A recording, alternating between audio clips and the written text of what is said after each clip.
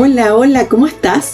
Soy Karen Kotner y te doy la bienvenida al programa 145 con la entrevista espiral a la escritora cubana Elaine Vilar, narradora, poeta, dramaturga, quien ha ganado diversos premios nacionales e internacionales y publicado más de 30 libros en editoriales de Estados Unidos, Canadá, Cuba, España, Francia, México y Chile, entre otros. Tras la publicación de su novela La tiranía de las moscas, publicada en 2021, en apenas, escuchen, 24 horas, se agotó la primera edición y se convirtió en un libro que, según ella misma ha contado, cambió su vida. Desde entonces, Elaine ha seguido creciendo como escritora. Su novela, El cielo, la selva, publicado en el 2023, consiguió aún mejores resultados. Y en junio de este año, ahora pronto, publicará un nuevo libro que se llama La piel hembra, con el que cerrará el ciclo narrativo que define con un estilo de escritura mestiza. Elaine Vilar nació en 1989 en La Habana y desde hace más de una década vive entre Cuba y Toronto.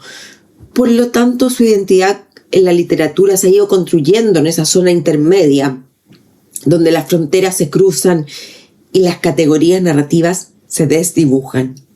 En Espiral hablamos de su infancia, de cómo surgió su amor por los libros y del contexto político, económico y social que ha marcado a generaciones de cubanos.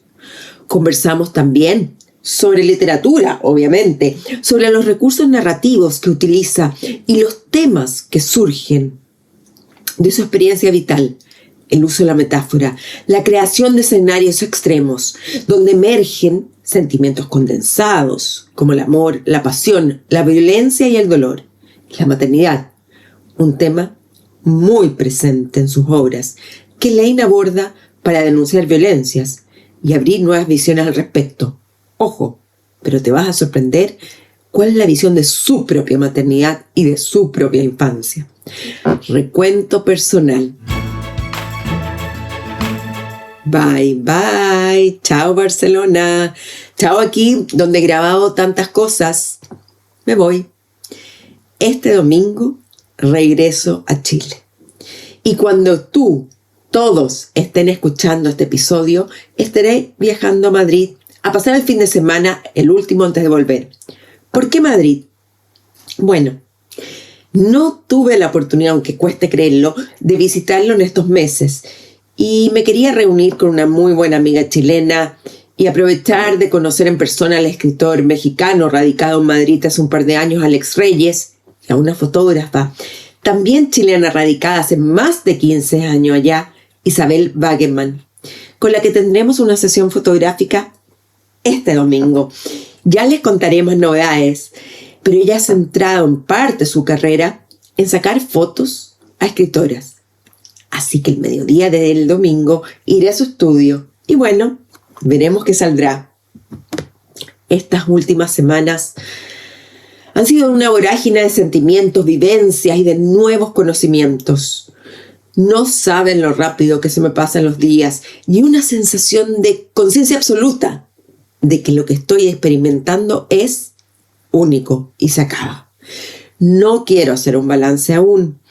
Estoy demasiado encima, pero tengo claro que fue la decisión correcta. El fin de semana pasado fui, por fin, porque no era una deuda pendiente, a la exposición de la escritora catalana Merche Rodoreda, en la que se aborda su vida y su narrativa en el Centro Cultural de Barcelona. Yo antes del máster no la conocía y ha sido todo un descubrimiento. Escribió muchísimo y lo increíble es que su obra está traducida parcialmente al castellano o estuvo bastante traducida y ahora cuesta más encontrar ejemplares. Si quieres comenzar con algo, te recomiendo Espejo Roto. También me encantaría leer su correspondencia, pero está solo en idioma catalán. Merche Rodoreda es un ícono dentro de la historia Cataluña del siglo pasado y ha marcado a muchas, muchas generaciones de lectores. Su prosa es poética, pero también vanguardista. Trabajó como periodista y cronista. Vivió en exilio por más de 30 años. Salió de aquí cuando asumió Franco y no regresó hasta que él murió. El domingo que recién pasó fue la maratón de Barcelona y me sumé por un par de kilómetros para vivir la experiencia, solo para darme el gusto y sentir la alegría que te entrega este tipo de carreras. Además que tuvo que ser breve, porque en la mañana teníamos una visita guiada al Museo de Arte de Cataluña y fue muy interesante porque aprendí del arte románico que tuvo una fuerte presencia en la región durante los siglos X, XI y XII. El museo queda en lo alto de la ciudad, en el sector del Montjuïc, y las vistas valen la pena. Luego, para empezar a despedirnos de nuestra etapa de estudiantes, con mis compañeros nos fuimos a la playa Arenes del Mar, que queda como a 45 minutos en tren. Aprovechamos la playa, hacía un poco de frío, hicimos un picnic y después nos instalamos en la casa de una compañera que está arrendando allí. Casi lo olvido. También estuve en la presentación de un libro y conocí a Enrique Vila-Matas. Como ven, en esta ciudad pasa mucho. Bueno, ya estoy preparando mi cabeza para regresar a la realidad santiaguina, que, si es obvio, esa es mi realidad. Este es un gran paréntesis. Si disfrutas de estas conversaciones y reflexiones, tu apoyo hace una gran diferencia. Deja tu comentario, valora en Espiral en tu plataforma favorita y compártelo con quienes también disfrutan de las buenas historias. Y para seguir conectados, visita karenkotner.com y suscríbete a Oda, el boletín donde cada semana encontrarás inspiración, lecturas y nuevas ideas para alimentar tu propia espiral creativa. Hola Lane, ¿cómo estás? Hola Karen, qué gusto estar acá contigo. Bueno, para mí también un gusto muy grande. Quería saber qué interrumpí cuando te tuviste que conectar a esta llamada. Bueno, estaba teniendo una charla con mi pareja sobre las cosas domésticas, las cosas de todos los días, qué haces hoy, qué vamos a hacer en la noche, qué comemos, esos planes pequeñitos pero chulísimos que conforman el día a día de una pareja. Y dime una cosa, ¿qué van a comer a la noche? Bueno, mira, no sé, hoy tenemos una salida y nos gusta mucho la comida hindú y el sushi. Así que no sé por cuál de los dos nos decidiremos, uno u otro. Ah, no van a comer en casa. Tengo una duda muy grande. Venga. Tú estás viviendo en Toronto, ¿no? Yo estoy viviendo en medio camino entre La Habana y Toronto. Aquí tengo la mitad de mi corazón estoy en Toronto ahora, desde hace más de 10 años. Y en Cuba tengo la otra mitad de mi corazón, que es mi madre, mi perra. O sea, voy de un lado a otro, de una orilla a la otra. Y creo que mi identidad, mi ser, se ha construido en el viaje, en la zona intermedia, de un lado hacia el otro lado. Pero ¿cómo es para una cubana vivir en Toronto? Lo primero que pienso es el frío. Pues mira, yo creo que soy la única cubana, Karen, que le gusta el frío. Yo creo que sí, me atrevería a decir que la única caribeña también. A mí me gusta mucho la nieve, me gusta mucho el frío. Ya en los últimos años no tanto, ya son más de 10 años dando vueltas por este lugar del mundo y ya el frío como que se te va metiendo en los huesitos. Pero sí tengo una relación bonita con la nieve y bonita con la temperatura. Y incluso con la cultura canadiense ya. O sea, es una cultura diferente a la mía, por supuesto, un idioma diferente al mío. Pero luego de tantos años uno se va impregnando también de la esencia de otro país. Y creo que eso es hermoso porque siempre somos esencias e identidades en construcción, que venimos de diferentes lados y tomamos de diferentes lados y un poco así se va construyendo el ser humano y también la literatura que uno escribe. ¿Pero por qué Toronto? ¿Por qué de tantos lugares del mundo Toronto? Creo que las casualidades de la vida también. Cuando tenía 24 años, mi primer premio internacional lo gané acá, en Toronto, en la Universidad de York, un premio de teatro. Mira qué cosa, yo estaba estudiando teatro en ese momento en mi país. Y claro, me invitan aquí a venir por primera vez. Aquí vive mi mejor amiga desde hace mucho tiempo. Aquí me enamoré de la ciudad, me enamoré del país, me enamoré también del idioma, ¿por qué no decirlo? Y poco a poco he venido más y más y más. Y claro, ya se establecen raíces y se establecen tejidos y se establecen relaciones de amor y de pasión hacia determinados lugares. Así que fue por eso, por un premio literario que vine y seguí viniendo una y otra vez a Canadá, hasta un poco sentirme ahora también parte de la ciudad de Toronto y parte de la cultura canadiense. ¿Y cada cuánto tiempo vas a Cuba? Bueno, trato de ir todo lo que puedo, pero claro, tampoco es que estoy todo el tiempo en Canadá. Viajo un montón por trabajo. Ahora voy a empezar gira de novela nueva, o sea que ya yo estaba sacando mis cálculos este año y decía, bueno, es que no voy a estar ni en Cuba ni en Canadá. Voy a estar montada en aviones y dando vueltas de un lado a otro, lo cual es hermosísimo porque es la oportunidad de encontrarse con lectoras y con lectores en diferentes lugares del mundo.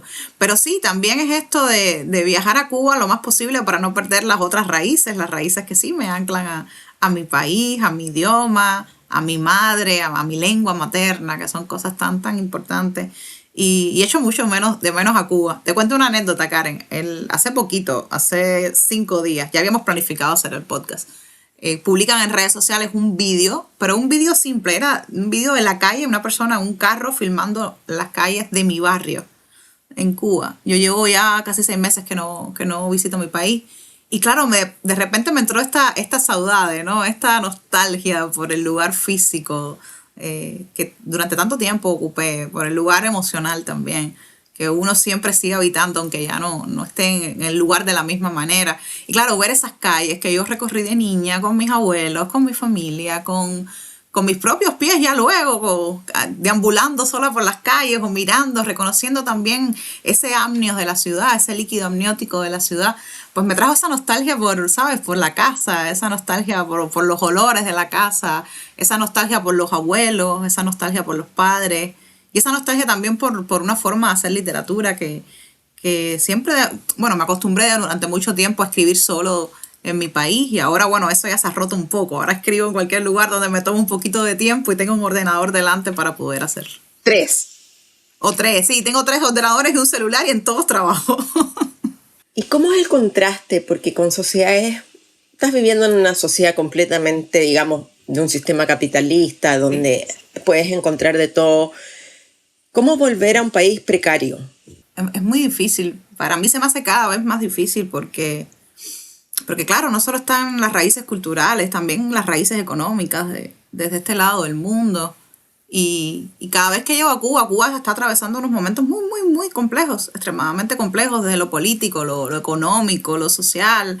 Hay una gran crisis, se ha denominado ya una policrisis porque afecta a diferentes tejidos de la historia del país y de los seres humanos que lo habitan. Sigue siendo el lugar amado, ¿eh? Eso nunca se va a borrar. Eso no lo borran las crisis políticas, eso no lo borran las crisis económicas, eso no lo va a borrar nada en mi vida. Pero claro, llego y también está estos vacíos y estas ausencias que provocan los exilios y los incilios y la gente que se va y no regresa y los amigos que ya no encuentras en las mismas calles y las voces que esperabas escuchar y que ya no escuchas, que están de otro lado del mundo. Esto es tremendo, esto es tremendo. Es como un duelo acelerado, es un duelo por una muerte simbólica también. Y los cubanos nos hemos acostumbrado a hacer mucho duelo desde muy pequeños. Yo recuerdo toda mi familia, mis primeros años de vida, mi familia yéndose de Cuba en diferentes oleadas. Familia que nunca volvió a recomponerse de la misma manera, porque una vez que te vas, hay algo que se corta. Y hay algo que se corta irremisiblemente. Y ese duelo no se ha cortado tampoco, Karen. Yo sigo llorando a los seres queridos que ya no están y lloro a mis amigos que se han ido a otros lugares del mundo. Y lloro también el país que soñé tener. Y lloro el país que tuve durante un tiempo. Entonces son muchos duelos vinculados con Cuba y duelos que no restaña otra tierra. No los restaña el hecho de estar acá o de venir muchísimo acá, de ir echando raíces cada vez más de otro lado del mundo. Esas cosas no se van por más que uno eche raíces en otro sitio. Creo que lo acompañan a uno como una maleta de viaje. Desgraciadamente no es un equipaje feliz. Hay otras cosas felices dentro de ese equipaje. Ahora mismo es un equipaje triste, es un equipaje que me duele, es un equipaje que llevo conmigo, lo llevo en la escritura, pero lo llevo también en mi experiencia como ser humano, por supuesto. y que de alguna manera se refleja también en todo lo que vivo, en todo lo que respiro y en todo lo que escribo. ¿Has tenido alguna vez algún tipo de problema político por lo que tú escribes? Nunca he tenido ningún problema político por nada que he escrito. Y eso que he escrito cosas duras, he escrito La tiranía de las moscas, es un libro durísimo, es un libro durísimo. Y nunca he tenido problemas, la verdad. Yo he tenido también el privilegio de poder hablar cuando he querido. Luego también he sido, en los últimos años ya me he dado cuenta de que no es tiempo de hablar demasiado, porque el panorama ha cambiado mucho, se ha deteriorado rápidamente. Yo no sé si en la actual circunstancia, en el actual país, yo me atrevería a escribir La tiranía de las moscas como la escribí en el año 2020, si te soy totalmente franca. Sobre todo porque hay temor y, por ejemplo, mi madre tiene temor cuando hablo, tiene temor cuando escribo, tiene temor incluso cuando pienso y no digo. Y en ese sentido, Elaine, ¿existe la censura previa en ti, pensando en tu madre y en tus seres queridos que están allá? Sí. ¿Entiendes claro. lo que voy? Sí, entiendo perfectamente y claro que existe. Uno creo que también hay que ser valiente para decir que vive con la censura y que a pesar de la censura sigue escribiendo. Yo en este momento pienso, por supuesto, todo lo que escribo. Mi primera patria, mi primer hogar es mi madre y mi perra y mi casa y mi lugar. Ese es el primer lugar al que le debo amor. Y no quiero hacer nada que pueda herir a mi familia, eso sí. Y claro, lo pienso y luego uno escribe y usa la metáfora, porque también la metáfora es una manera de escapar de la autocensura y luego de la censura, que son diferentes, pero se colocan dentro de la misma rama. A mí la metáfora me ha ayudado muchísimo para explorar temas que he querido hablar. Al final, en metáfora conversaron también Aldous Huxley, conversó George Orwell, y conversan muchísimos, Margaret Atwood, muchísimos escritores y escritoras en la contemporaneidad. Y a mí la metáfora me ha ayudado pues a no solo a entender el mundo como lo quiero contar, sino también a contar cosas que quizás desde otro lenguaje y desde otros códigos no me animaría a hacerlo.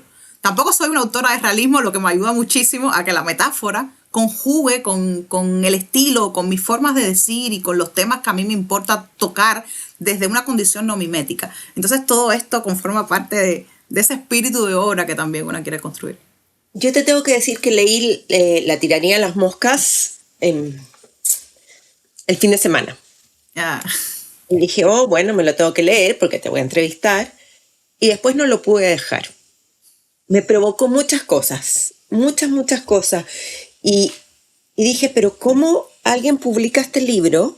Porque una cosa es la metáfora, pero no nombras a Cuba, no nombras nada. O sea, en ese sentido es muy realismo mágico, que yo sé que no te gustan las etiquetas, pero es evidente que tú estás situando esto en alguna parte del mundo donde hace mucho calor. By the way, yo soy cubana. Y dije, ¿sabes qué? Es un libro extraño que te genera sentimientos muy encontrados, porque tú dices, yo no quiero sufrir, y lo lees y lo crees y te deja resonando todo el tiempo. En cambio, El cielo, la selva, y voy a ser muy sincera, lo empecé a leer y no pude seguir. Fue tal mi nivel de angustia, dije, no, esto es muy... Yo hace mucho tiempo que decidí que no voy a leer cosas que me hagan mal. Sí. Pero no sé por qué La tiranía de las moscas me recordó mucho a Agatha Christie. Sí. ¿Sí o no? Claudio y Luca. Claro, es una prosa mucho más alambricada, mucho más metafórica, pero aquí está la crueldad de la infancia, sí. La infancia no idealizada, la propuesta de una violencia, de una relación de hermanos. Aquí son 3, en Agatha eran 2, tal mismo. Pero ahí dice... ¿Y alguna vez te habían dicho que en cambio El cielo y la selva no lo pudieron leer? Porque... Sí, ha pasado. Ha pasado. Son dos libros, no sé si son polares, la verdad. No sé si la definición sería polar, pero sí son libros diferentes. El cielo de la selva es un tejido más vinculado hacia el horror contemporáneo, el horror que atraviesa los cuerpos, fundamentalmente de mujer, pero diré cuerpos en sentido general. Y también los tejidos civilizatorios y los tejidos históricos, ¿no? Es un libro que cuestiona todo el tiempo qué es lo civilizado o qué somos nosotros como una sociedad civilizada y hasta dónde la civilización contiene esa catástrofe de la ruptura propia y de la ruptura del conjunto familiar. A mí me gusta mucho pensar que todos los escenarios en donde escribo son escenarios donde el ser humano se pone a prueba, como en una caldera hirviendo y que de ese hervor tiene que surgir algo. Amor, pasión, violencia, dolor. Ese hervor es la condensación de la escritura que a mí me interesa pensar. Y luego, bueno, pues La tiranía de las moscas es un libro que aparentemente es más ligero, pero no lo es, porque cuenta también cosas terribles. No, es un libro que trabaja con los códigos del humor y esto sí es muy cubano, ¿no? O sea, los cubanos tenemos algo que es cultural, que es que nos reímos de las cosas que nos duelen. Nos reímos de la política, nos reímos de los dictadores, nos reímos de las miserias cotidianas y nos reímos de las miserias históricas, nos reímos de la historia en sentido general. Yo creo que esto es quizás la muestra de lo más cubano que yo he podido escribir en mi vida. Nunca he pensado escribir un libro cubano per se, pero obviamente no es que uno piense hacer algo y la literatura salga por donde los caudales que uno desea. La literatura también asume la forma de pensamiento y de vida y de historia que uno ha atravesado. Y bueno, La tiranía de las moscas, te decía, maneja códigos del humor, pero trabaja con un tejido durísimo, un tejido que también es político, un tejido que es social, un tejido que habla sobre la libertad de los cuerpos en contextos íntimos, pero también en contextos públicos. Y habla del sujeto cuerpo como cuerpo político. Y esto ya empieza ahí como a enredarse la trama un poco, porque bueno, que toma la historia de 3 niños o 2 adolescentes y una niña dentro de un verano infernal, dentro de una casa, atrapados por el padre, pues va a hablar también de la historia de un país donde los hijos están atrapados. Y claro, el código del humor, el código del terror, no son tan polares como nos imaginamos, Karen, que no. Es lo que te comentaba al principio, ¿no? El terror tiene a veces elementos humorísticos y el humor tiene a veces elementos terroríficos. A mí me gusta pensar esto, y tú lo mencionabas al principio, no te gustan las etiquetas. Sí, yo siempre he pensado en la literatura como un tejido mestizo y en ese mestizaje me interesa la zona donde una frontera y otra se traslocan, donde una frontera cruza la otra y donde de repente puedes estar encontrándote con un texto tan híbrido que no sabrías definirlo de una manera u otra, o te costaría asumir una etiqueta. Y bueno, ya después hablaremos de la próxima novela, pero ya te adelanto que la próxima novela es la mezcla de todo. Por lo que estuve averiguando de ti, escuchando en entrevistas, leyendo, dije, pero hombre, dije, mujer, da lo mismo. Lane tuvo una infancia bella. Es una mujer alegre. Te refieres a tu familia con amor, pero en tu narrativa encuentro solamente algo muy críptico, muy oscuro, muy triste.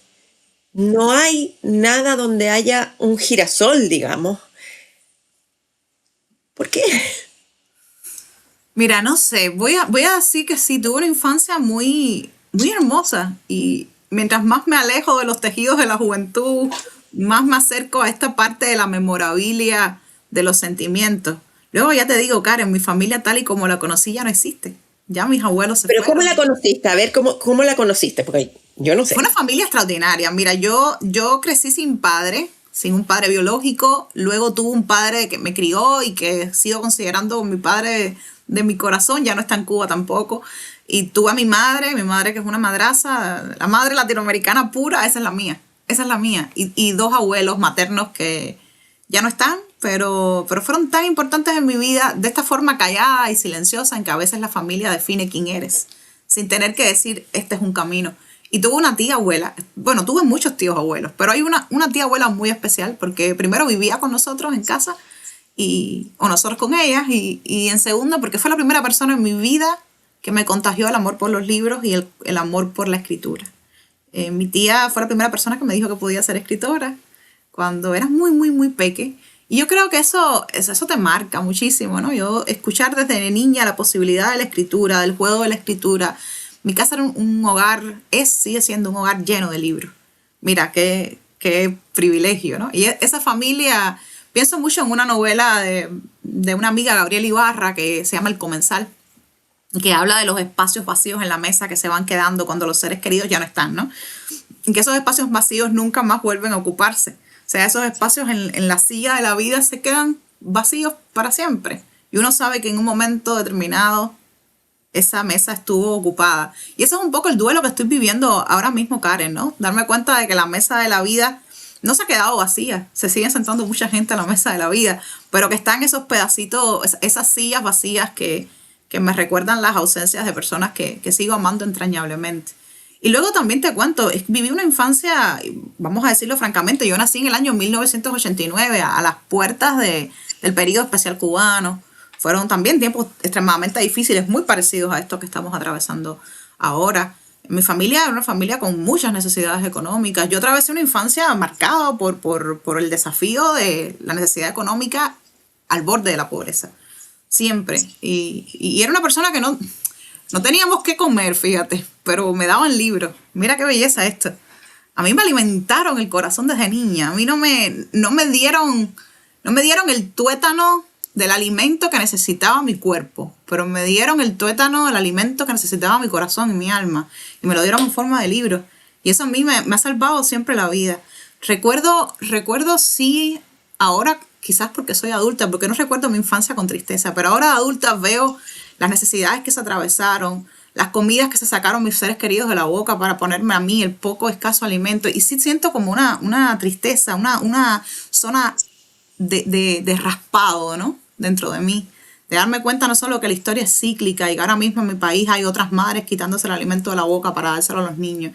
Ojalá también le estén poniendo libros en las manos, que es como te decía, la gran salvación. No sé si estoy siendo nostálgica, la verdad, o si también uno empieza a colocar en el terreno de la utopía los tiempos que pasaron. Yo recuerdo una infancia feliz, realmente, y feliz entre libros, pero luego también ahora recuerdo un país que no era tan feliz en esos tiempos. ¿Y por qué tu mamá no se ha ido a vivir contigo fuera? Quiero que venga. Quiero que venga. Lo que pasa es que los procesos migratorios son muy, muy complejos, extremadamente complejos. Hay un tema que es el hecho de que cuando eres cubano, la mitad del mundo no quiere que te muevas. Yo paso muchísimo trabajo para viajar. O sea, cada vez que llevo... Mira, anécdota real. Cada vez que voy a una feria del libro, Porque tú viajas con pasaporte cubano. Yo viajo con pasaporte cubano y pido visado. Yo no tengo pasaporte canadiense.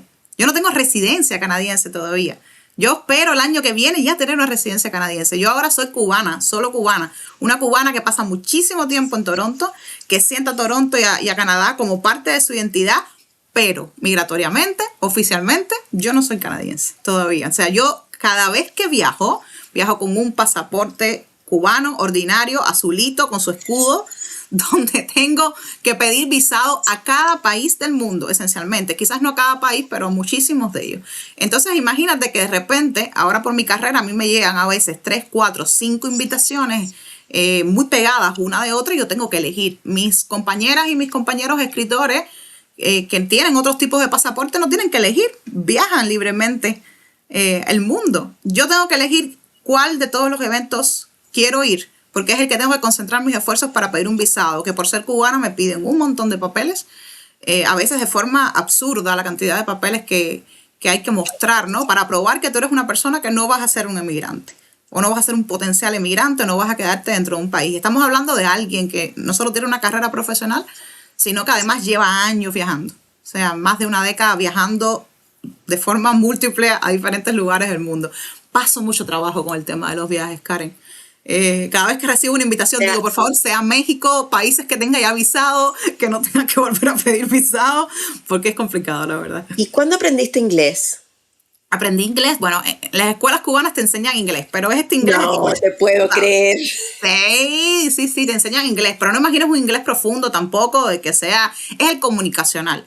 O sea, hablas el inglés como comunicacional básico. Y claro, yo a mí me encantaba la literatura inglesa y hacía mis pininos leyendo. No entendía todo, pero lo entendía por contextos muchas veces. Claro, cuando llegué a Canadá por primera vez, año 2014. Vamos a ubicarnos en ese año. Año 2014 llegué por primera vez a Canadá. Yo pensaba que yo hablaba inglés. No, yo no hablaba inglés. Yo solo creía que lo hacía. Claro, aquí hay muchos acentos en Toronto. Bueno, en la ciudad y en el país mezclados.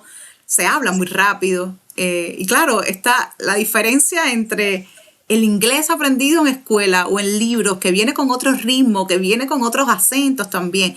Y llegar acá fue como como descargarme directo en una realidad, ¿no?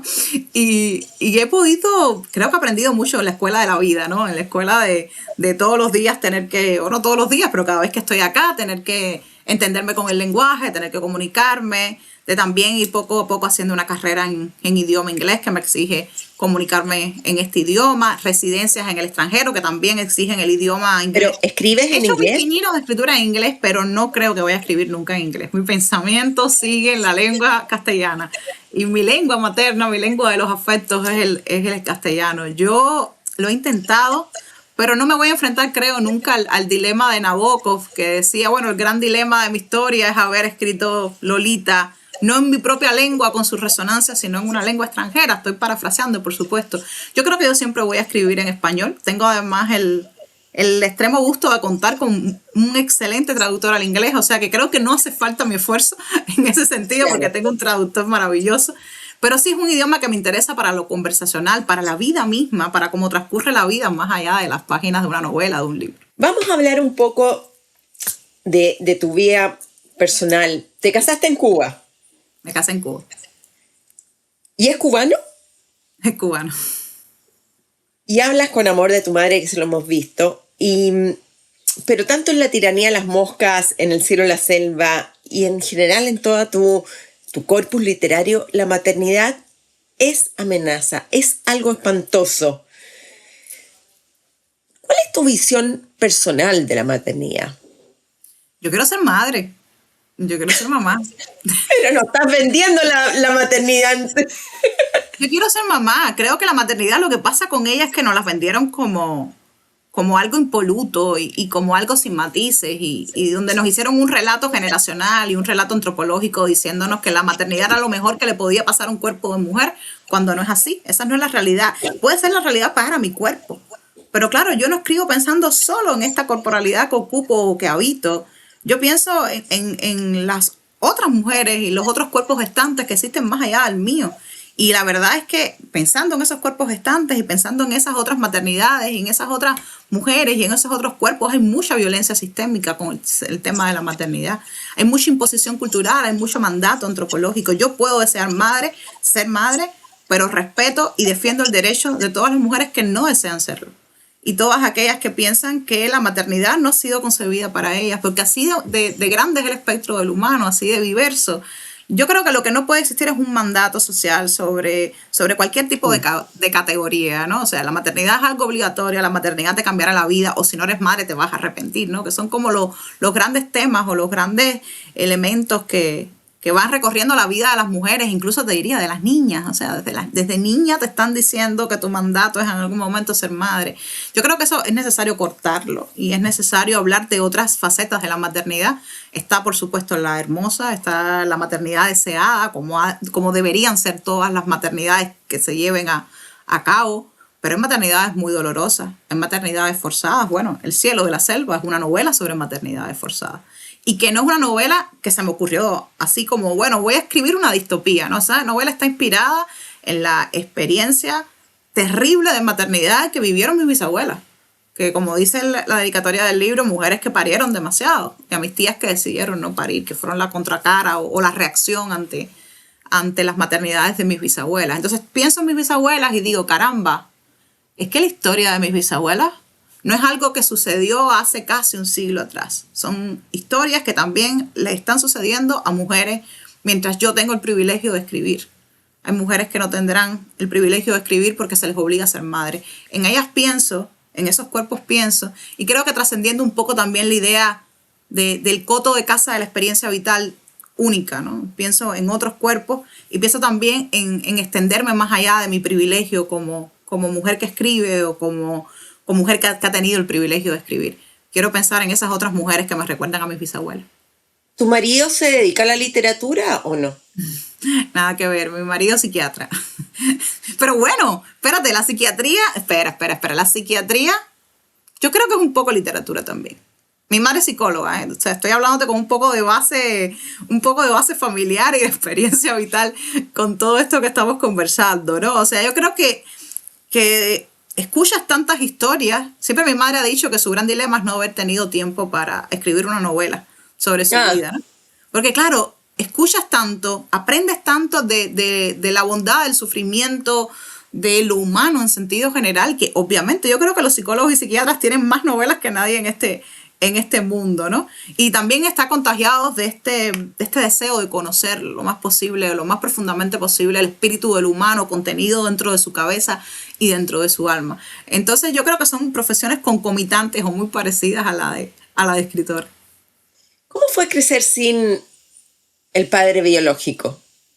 Oh, mira, sabes que no sentí mucho ese vacío en la infancia, te soy franca. Quizás porque mi madre y mis abuelos se esforzaron muchísimo porque no se sintiera el vacío, porque yo no me sintiera rara, porque no fuera la niña sin papá. O sea, mi abuelito fue mi papá también. Y mi abuelito, hasta que no enfermó, mi abuelo enfermó bastante joven, pero mientras no enfermó hacía todos los roles de papá. Era un hombre mayor ya, pero corría, jugaba, montaba bici, trataba de que los años no se le sintieran, ¿no? Y luego tuve a mi papá, el corazón, que me tomó muy chica, o sea que tampoco ese agujero quedó abierto. Luego, ¿sabes que pasó algo? Bueno, eso está en uno de mis libros de poesía que se llama El ojo de Ecus, que es un libro que se escribe después de la muerte de mi abuelo. Mi abuelo falleció en el año 2016. En el año 2016, y cuando mi abuelo muere, yo de repente adquiero, te prometo, en el justo momento en que muere, adquiero esta sensación de que se han muerto dos figuras en una. Murió el abuelo y murió el padre. Y yo lloraba a los dos. Lloraba al abuelo querido, lloraba al padre que fue, a las dos personas en un solo cuerpo. Y dije, caramba, este duelo lo estoy viviendo con una doble intensidad, precisamente porque estoy perdiendo dos personas en una. Y justo en ese momento empecé a hacer una reflexión sobre lo que había significado que mi padre biológico no existiera dentro de mi vida. Y no existiera además sin motivo. Mi padre biológico vive frente a mi casa materna. O sea, justo a una distancia de atravesar una calle. Literal, justo enfrente.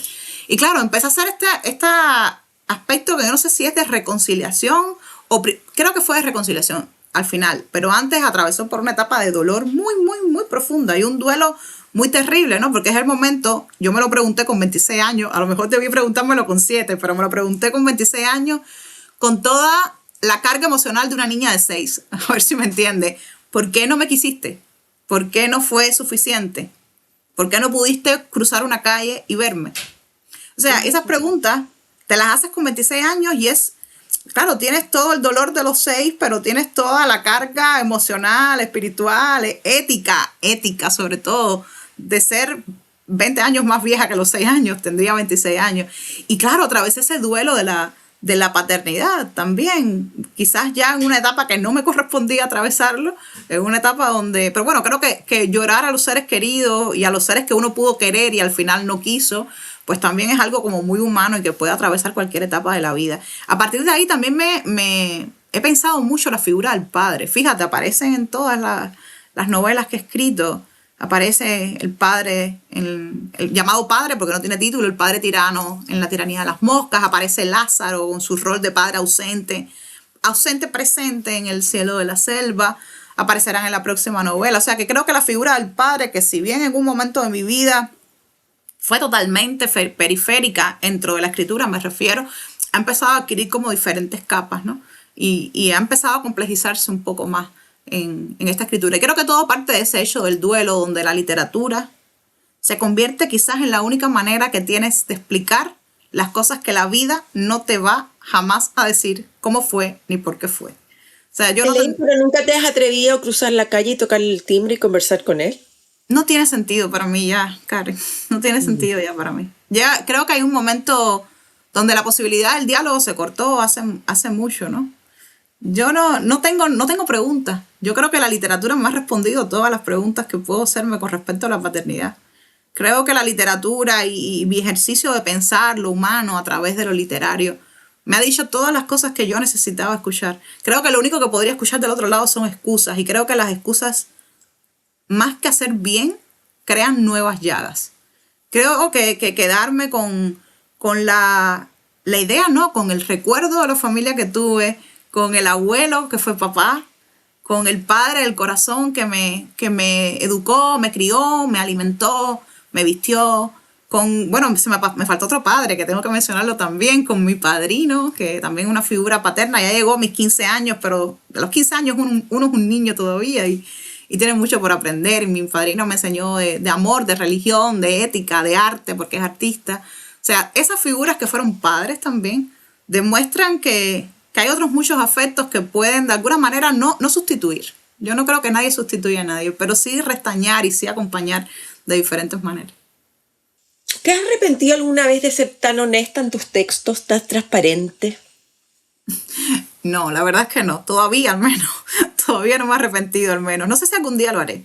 Quiero creer que la literatura es un espacio de libertad siempre. Para mí, en un lugar donde, escribiendo, es un lugar donde las libertades muchas veces están coaccionadas. El espacio de la página en blanco o escrita ya era mi espacio de libertad.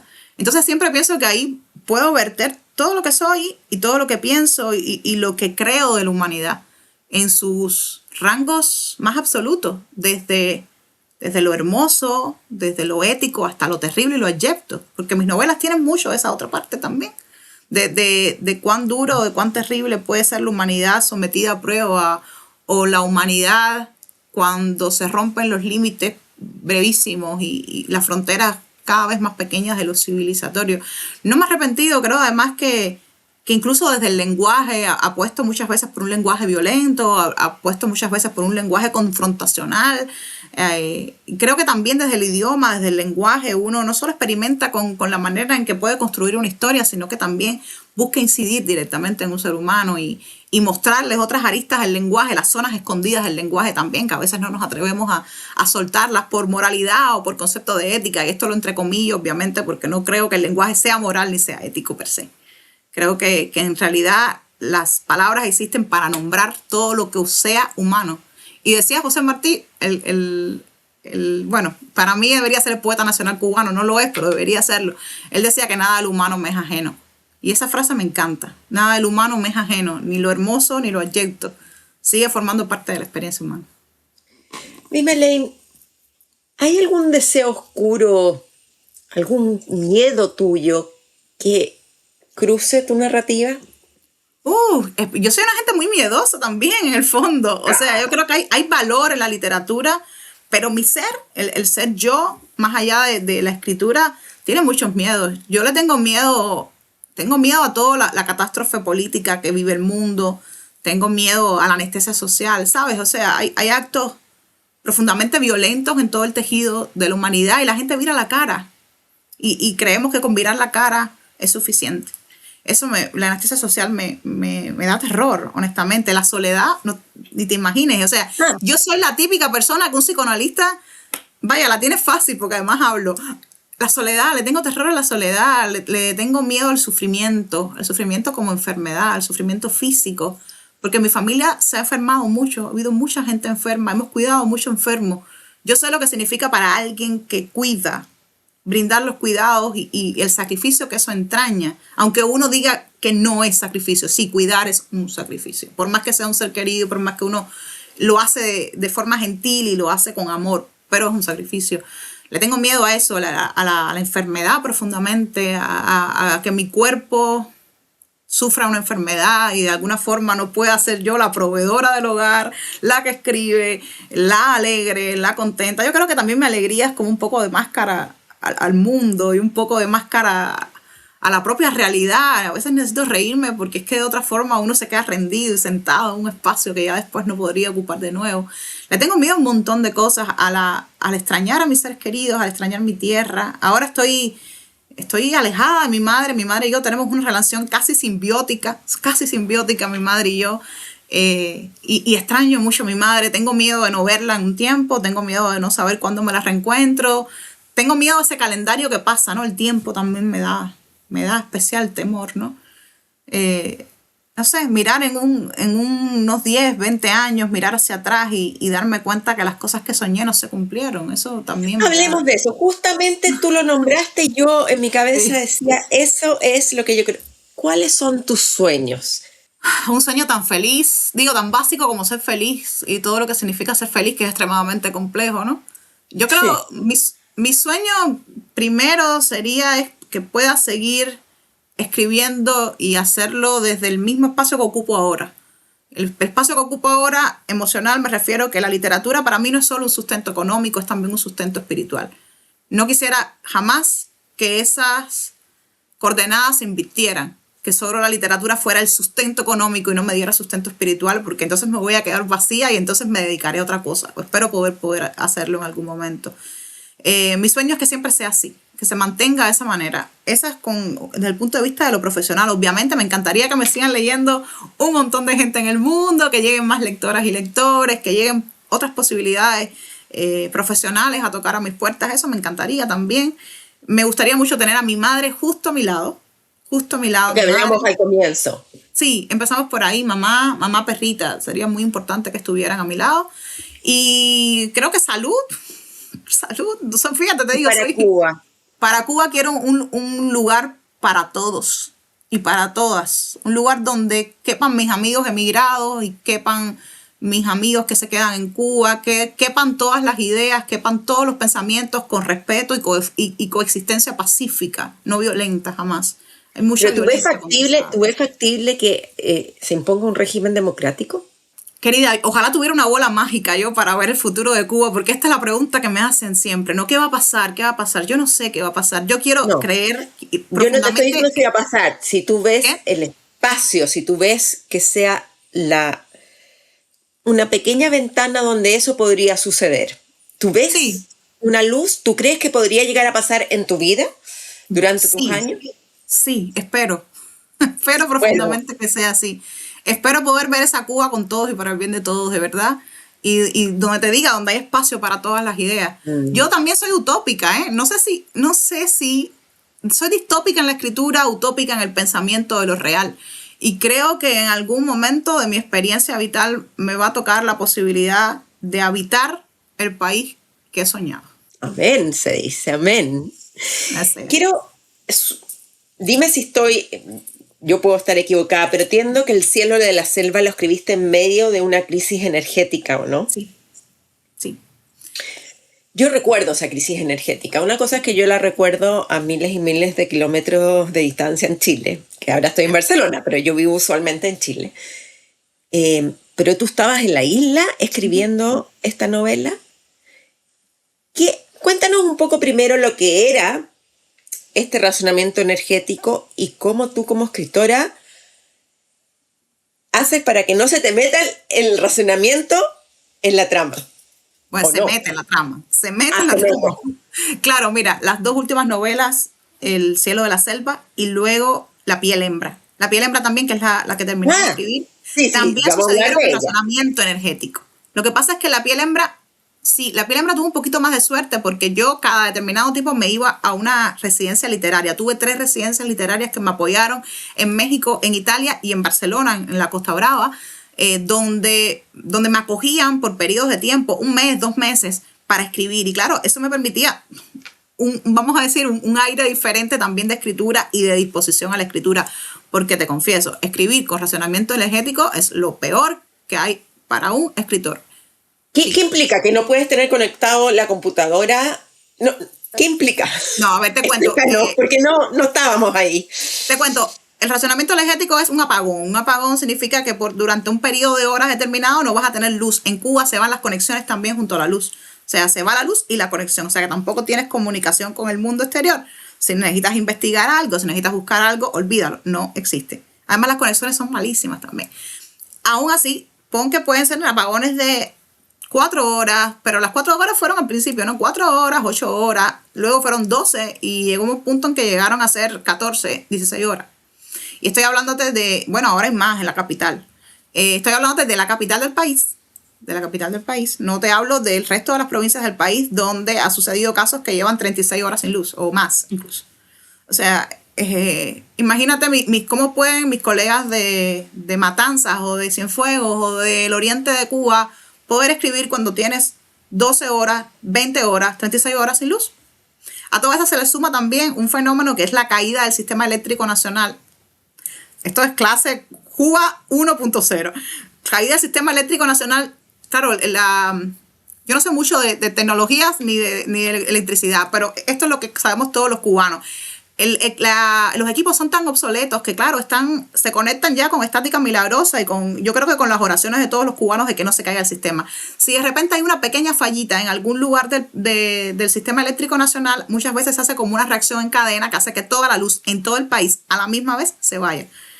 Y hay que levantar el sistema del país. O sea, no es ni siquiera una zona geográfica o un barrio o un lugar, es el país entero a oscuras. O sea, yo he vivido esto unas 4 o 5 veces y creo que ha pasado más. Porque, bueno, no estaba en Cuba en ese momento. Aunque yo tenía un chiste que decía, no más llego a Cuba, hay un corte del sistema eléctrico nacional, porque, verdad, llegaba, a los 2 días se iba la luz en todo el país, era como... No querían más ley. Están esperando que llegue yo para darme material de literatura.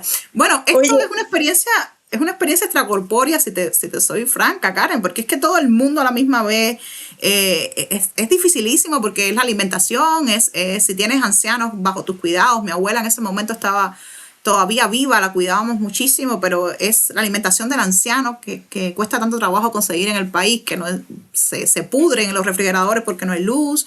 O sea, hay muchas cosas vinculadas no solo con la parte física o la disposición a la escritura, sino también con la vida cotidiana, ¿no? La alimentación, el cómo sobrevives, el agua. Muchas personas requieren del agua, de la luz para poder sacar agua.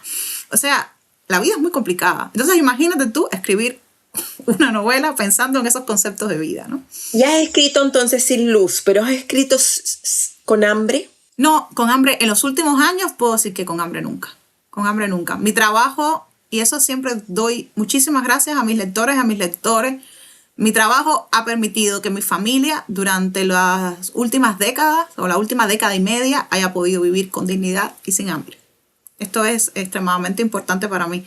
Además lo hago desde la literatura, que es un terreno difícil para mantenerse en pie. Y yo, una de las cosas que más orgullosa estoy en mi vida, Karen, ¿sabes qué es? Que a mi abuela en específico, mi abuela estuvo muchos años enferma con un ictus, con una hemiplegia en Cuba.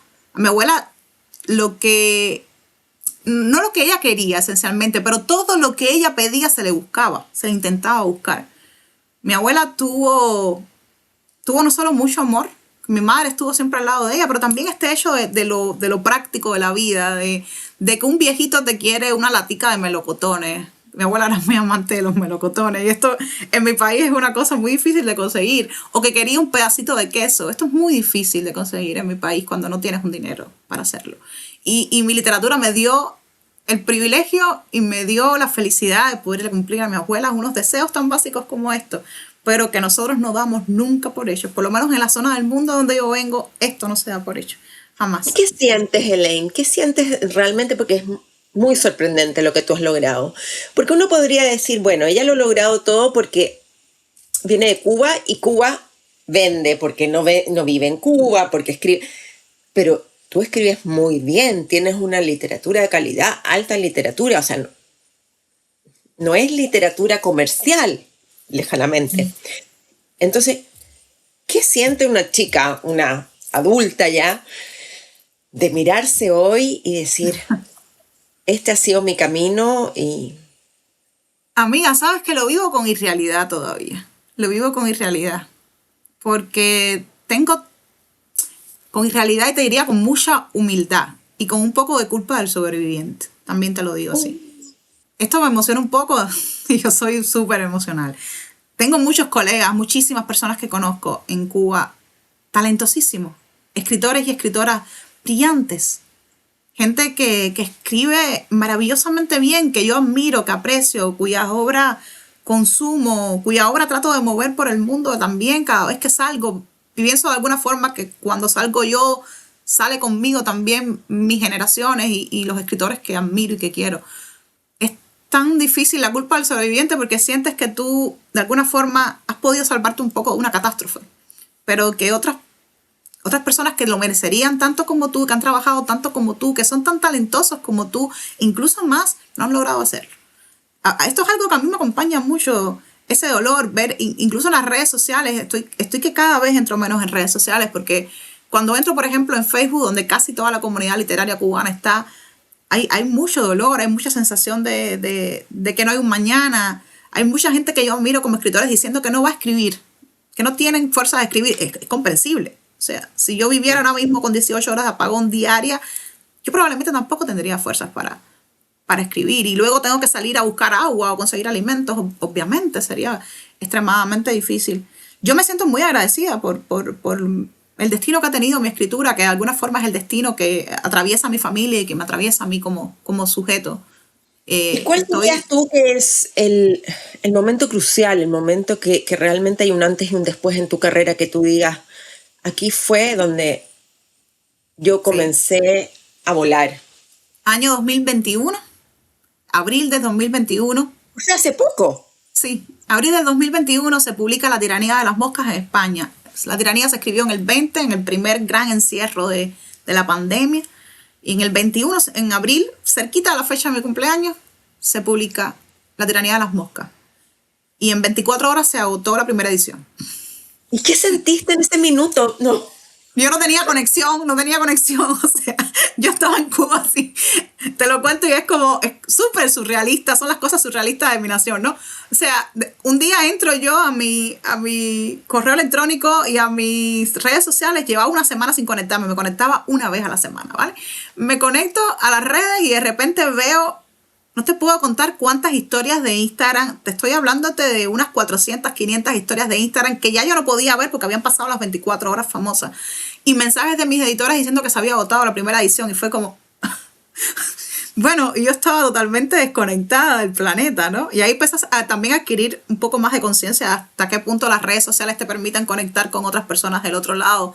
Yo no siempre he tenido redes sociales, pero no tenía esa conexión directamente con ellas, ni pensé que me podían servir como una herramienta de trabajo. Ahora me han servido como herramienta de trabajo, como conexión con otros seres humanos. Aprecio muchísimo las redes sociales. Y en ese momento, abril de 2021, La tiranía de las moscas, que siempre digo que fue el libro parteaguas, el libro que me cambió la vida, el libro que le cambió la vida a mi familia, el libro que me cambió la escritura también. Sucedió y luego... A partir de ahí todo ha ido muy bien, o sea, vino El cielo de la selva, que tuvo incluso mayor éxito que La tiranía de las moscas, llegaron las cavidades, llegaron los poemarios que ahora se están publicando en diferentes partes de Latinoamérica, y bueno, ahora ya estamos en el 2026. Vamos a hablar, justamente vamos a hablar de La piel hembra, pero antes, sí. ¿Has sentido que te tienen envidia? No, amiga, sabes que yo no me centro en eso, no creo. Creo que siempre me he sentido muy querida por la gente a mi alrededor y por mis colegas. Creo que pueden existir en determinado momento algunas desavenencias estéticas o criterios literarios divergentes. No, pero digo por tu éxito, justamente por lo que estábamos hablando de que tu carrera ha ido de manera ascendente muy rápido. Lo que yo percibo de mi gente, de la gente que está en Cuba, mis amigos escritores y colegas escritores, es esta idea de que quien sale puede ayudar a que las puertas se amplíen y las ventanas se amplíen para que pasen otros. Y yo me lo tomo muy personal.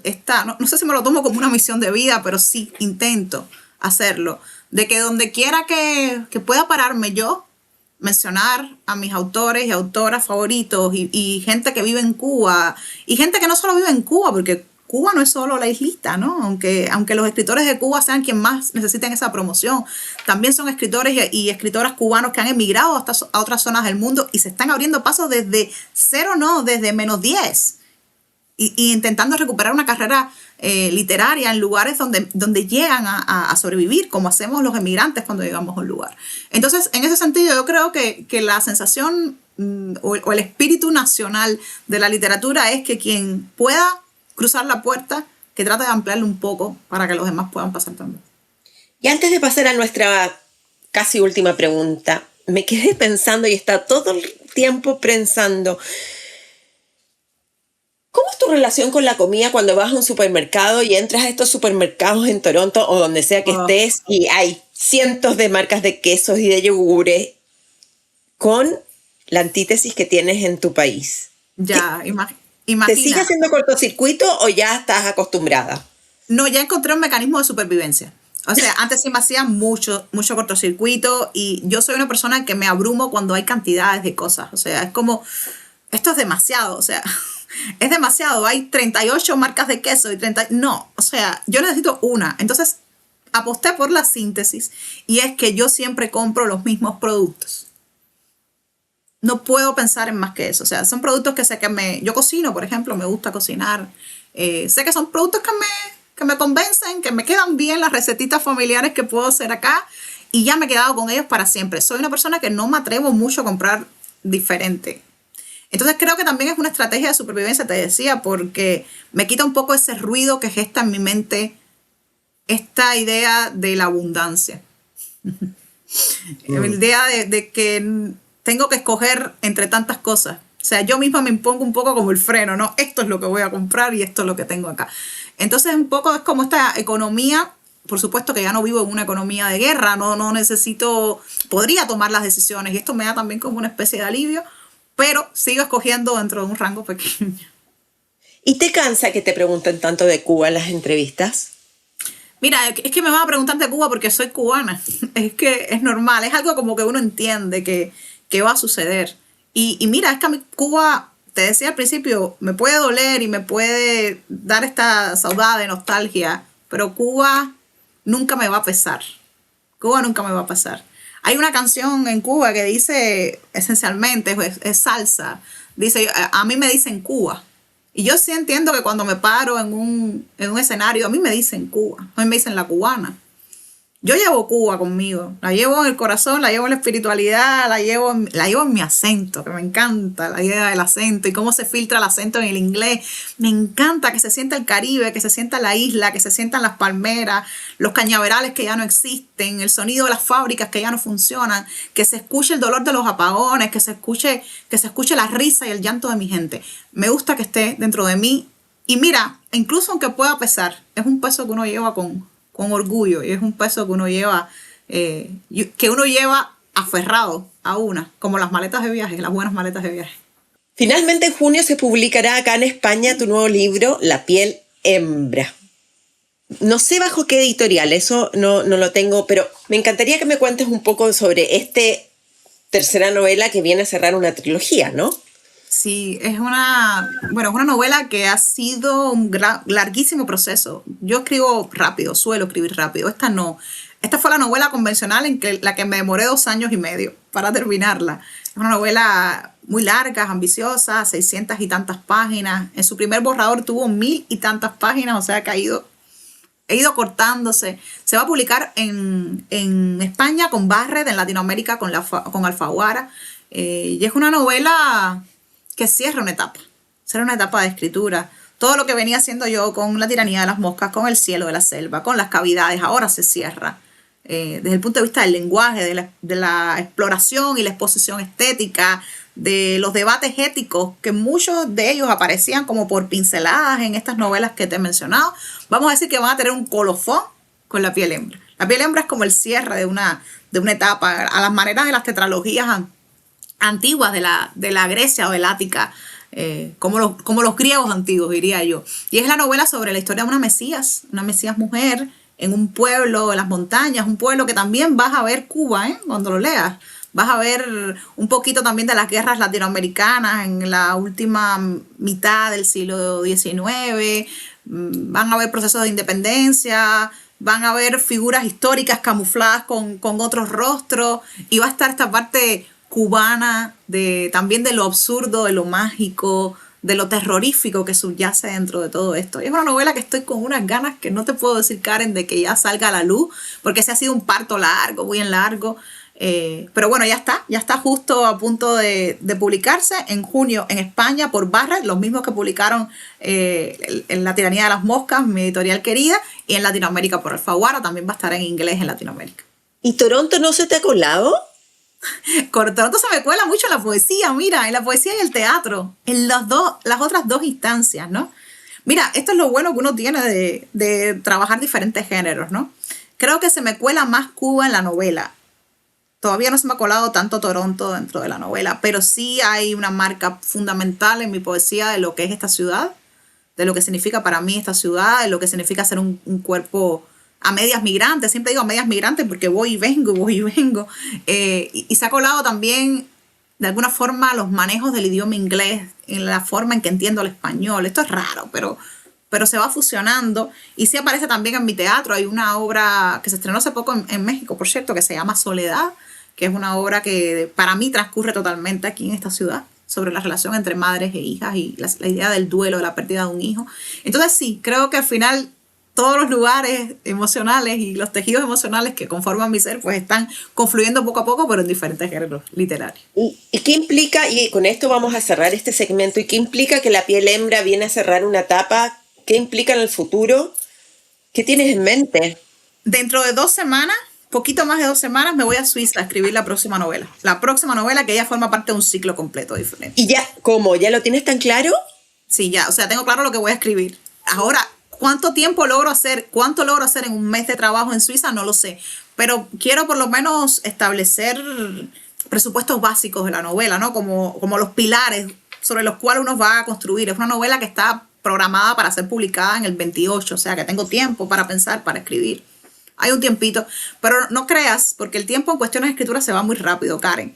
Sobre todo porque este año voy a estar girando. O sea, este año no va a ser un año precisamente de escritura, sino de promocionar la novela de La piel hembra. La próxima novela, la que viene después de La piel hembra, se va a llamar Todos mis huesos.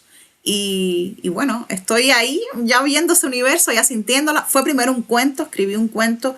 Y cuando escribí el cuento me quedé con la sensación de que lo único que he hecho es mirar a través de la celosía de una puerta para darme cuenta de lo que hay del otro lado. Y me fascinó tanto lo que vi del otro lado que dije, esto en un cuento no lo voy a conseguir.